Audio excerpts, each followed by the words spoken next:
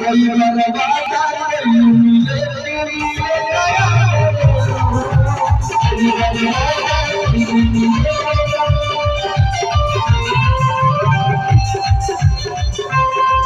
खाली मैसेज तो मैसेज भेजो हम तो बचिया कोई बर्बादा मिले भैया किया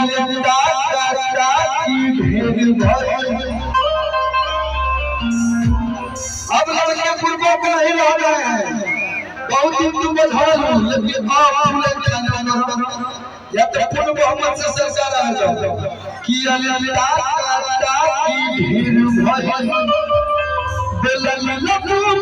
फूल झाड़ी तुम बोलो